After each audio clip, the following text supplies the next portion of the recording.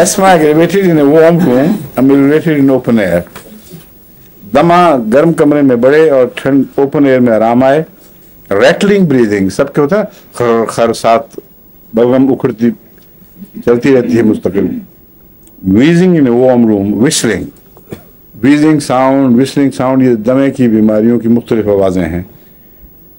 सुबह की खांसी, रात को बिस्तर में, रात को शाम को, और जो जिसको कुछ आराम ठंडी हवा के झोंकों से या खुली हवा में आए. कोल्ड ड्रिंक से उस खांसी को फ़ायदा पहुंचता हो.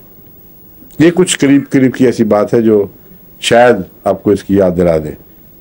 हैकिंग कॉफ, लूज कॉफ, पैरोक्सिडल कॉफ, रैकिंग कॉफ, रैटलिंग कॉफ, सफोकेटिंग कॉफ, कुछ नहीं छोड़ा. हर किस्म की कॉफ का ये इलाज है, लेकिन शर्त वही है कि इलामतें मिलती हों. Tickling in लैरिंग्स, trachea and deep in chest.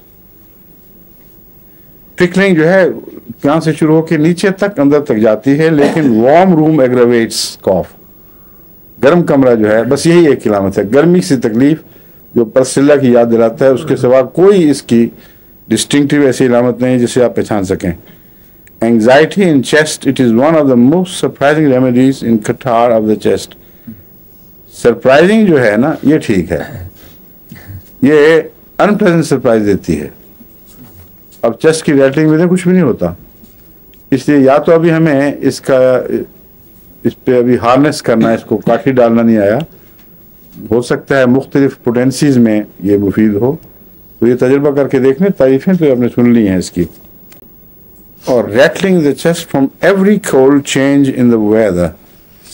अगर वेदर में, कोल्ड यानी मौसम में अचानक सर्दी की तरफ मैदान बढ़े, जैसा कि अब बढ़ा है, और फिर रैटलिंग्स पैदा हों, तो उसमें काली सर्फ मुफीद बताई जाती है. अल्लाह बेहतर जानता है. ठीक है.